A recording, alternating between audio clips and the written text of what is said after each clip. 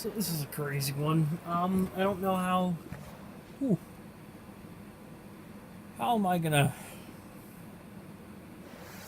Right. Okay. You know what? Screw it. Penultimate episode of Doctor Who series 11. Yeah.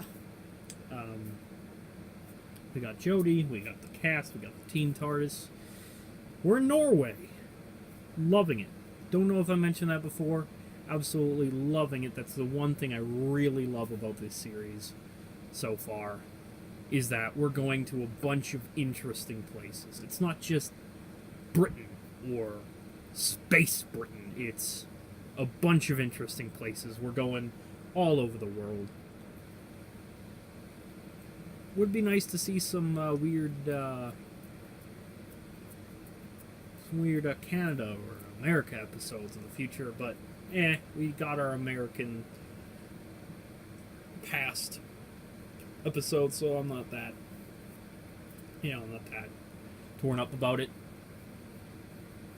Really loving it so far, but let's get into the actual episode. I loved it. I missed it in its initial airing, and there was a bit of a build-up.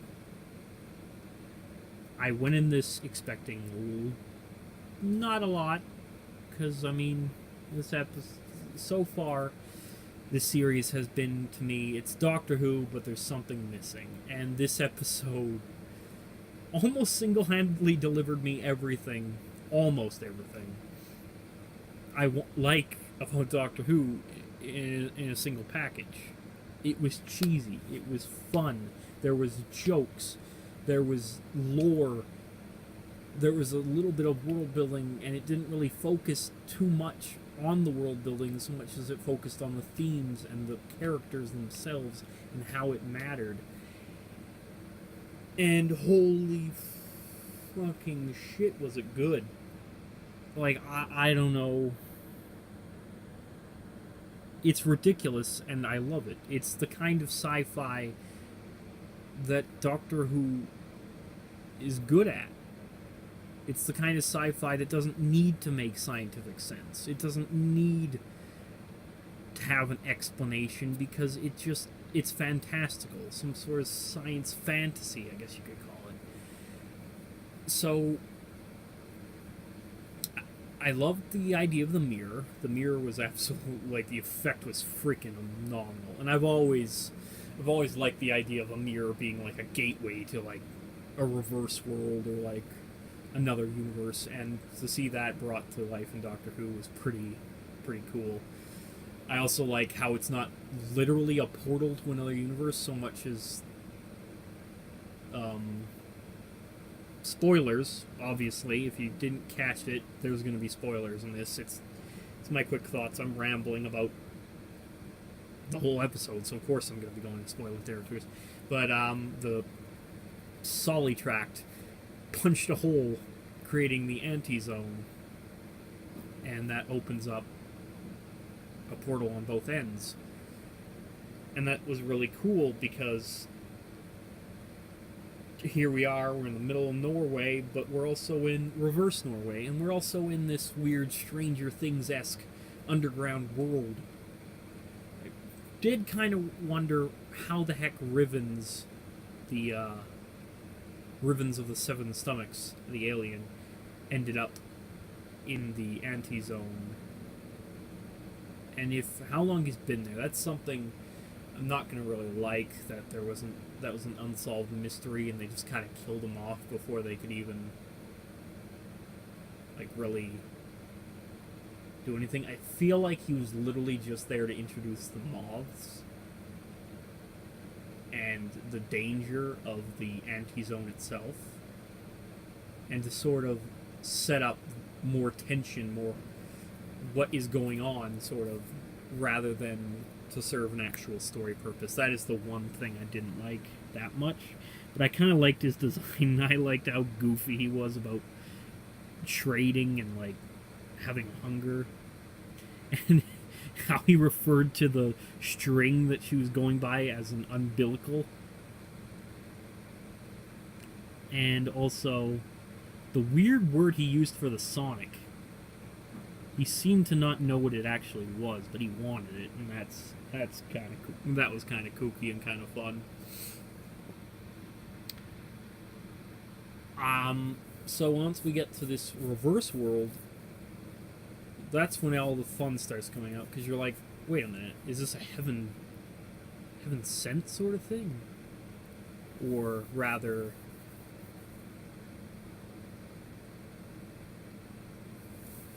I don't remember what it was actually called, but the episodes with Missy, where Missy's first introduced, where you're like, wait a minute, how are these people alive? Aren't they dead? And you're wondering, like, what's going on here? And they answer that question. They do. These people aren't real. And I kind of had the feeling that they weren't real, and that something weird was going on, like the monster that we had heard about was in fact impersonating these people. But then we get the whole scene with then we get the whole explanation that this obviously isn't the monster, because Eric, the girl's dad's here, and well, if he's here, it's obviously not really a monster, at least not that he knows of. And I like how they actually used actors from these locales. They weren't just generic British actors. I love that. I'm getting off topic. Point is, we've then so much going on in this episode, it's insane. We've got freaking his name is escaping me. Oh, that's so stupid.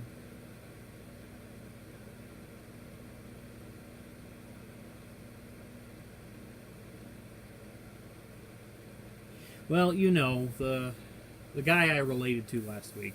I forget his name. This is what happens when you don't script your stuff. Anyway, he finds out the monster isn't really real, just as the other guys are finding out, well, hold on, the monster isn't real, but the monster is real. The monster of the week, in this case, is a totally different universe. And I love how the Doctor comes to this conclusion of what's going on here by way of a bedtime story, kind of calling back to Heaven Sent, and how, as a child, the Doctor was like, she'd have trouble sleeping. And I'd like to think that the old lady was one of those grandmas in particular. And it also calls back to how the Time Lords don't really have, like, actual biological parents so much as they have the Loom, and they have their ancestors who donate their DNA to the Loom and then sort of take on this sort of grandparental role in their lives. And I really like that, sort of calling back to how the Doctor himself was originally a grandfather to Susan. Which, I'm not going to get into the fact that everything's new in this series, because I kind of like new. New is good. New is something interesting. I love being surprised every week with what they're doing and what they're going to do next. Holy crap, am I rambling. But yeah, they go there, we figure this out. Only problem I really, really had was that the Doctor seemed ingenuine in regards to befriending the Solitract at the end, which I think the reason for that is because she knew it was never going to work. She knew that the world was still going to fall apart even if she was in there, so she was kind of doing it. So I can kind of forgive it. I really love how Graham goes through this and he finally realizes that no, you're not real, because if you were real, you wouldn't let me behind. And that's brilliant. And I love how the kid immediately rejects the mother. She immediately knows there's something wrong. because she can't really see her mother. She can only hear it. So she knows there's something wrong. And a child would know that more than anyone, I would think. They would know their own mother. The whole episode seemed to theme around grief and the idea of closing yourself away and running away from your problems in the pursuit of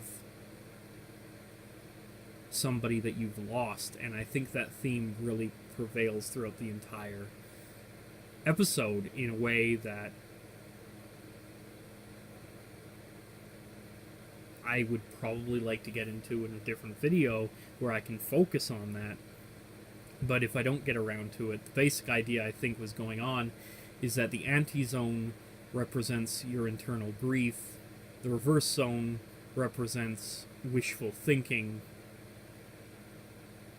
and denial, essentially, of reality, and the two portals at the either ends represent a sort of, what's it called, a sort of separation between you and the people who are still alive and still love you and still want you to continue on. And then the moths could sort of act as like the grief eating away at you, like from the outside in, or in this case the inside out. And I think that's really clever. I don't think it was very heavy-handed, and I don't know if a lot of people are going to get that or catch on to that, but I think it's really well done in the way that it's subtle and all wraps up in a freaking Doctor Who episode that is just goofy and lovable.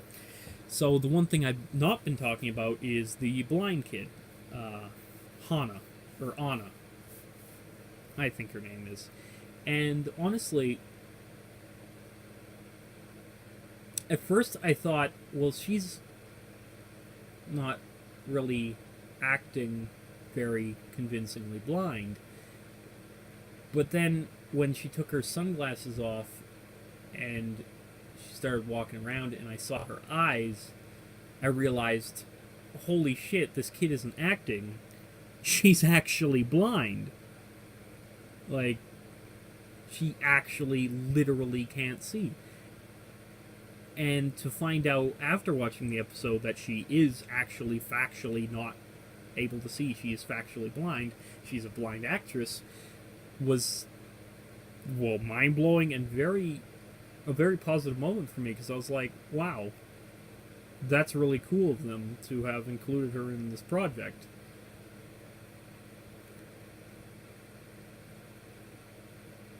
I feel like you could say that she doesn't really need to be blind for the story to work, but at the same time it kind of does.